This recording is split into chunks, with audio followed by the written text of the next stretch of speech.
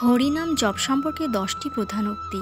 Number 1, যিনি হরিনাম জপের সময় দিব্য আনন্দ অনুভব করেন তিনি খুব শীঘ্রই সকল জড়কলুষ থেকে পরিশুদ্ধ হবেন।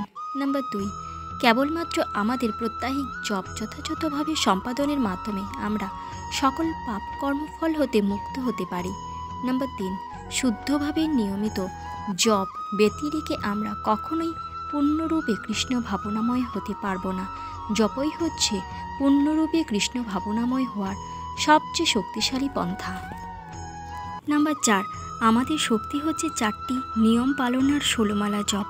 নাম্বার 5, প্রত্যেকেই নবীন দশা থেকেই ভক্তিজীবন শুরু করে, কিন্তু কেউ যদি যথাযথভাবে নির্দেশিত সংখ্যক হরিনাম সম্পূর্ণ করে তবে সে ধীরে ধীরে উত্তম অধিকারী স্তরে উন্নীত হবে।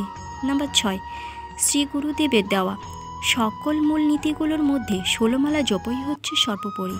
নাম্বার 7, সর্বনিম্ন 16 মালা আমাদের জপ করতে হবে, কিন্তু নিরন্তর জপই আমাদের মূল লক্ষ্য।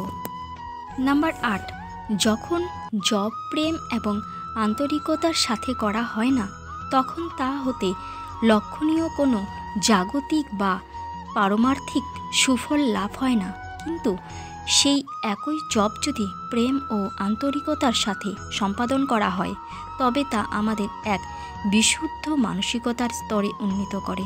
নাম্বার 9, জপ যে কেবল নীরবেই করতে হবে সেই সম্পর্কে কোনো বাধ্যবাধকতা নেই। এটা বিভিন্নভাবে করা যেতে পারে, উচ্চ স্তরে হোক বা নীরবে, সবটাই ঠিক। এক্ষেত্রে কোনো সীমাবদ্ধতা নেই, তবে এটা অবশ্যই আন্তরিকভাবে করা এবং খুব গভীরভাবে সেই দিব্য শব্দতরঙ্গ শ্রবণ করা উচিত। নাম্বার 10, আপনার জপমালাটাই হচ্ছে আপনার ভগবদ্ধামে ফিরে যাওয়ার টিকিট। হরে কৃষ্ণ কৃষ্ণ কৃষ্ণ হরে হরে, হরে রাম রাম রাম হরে হরে।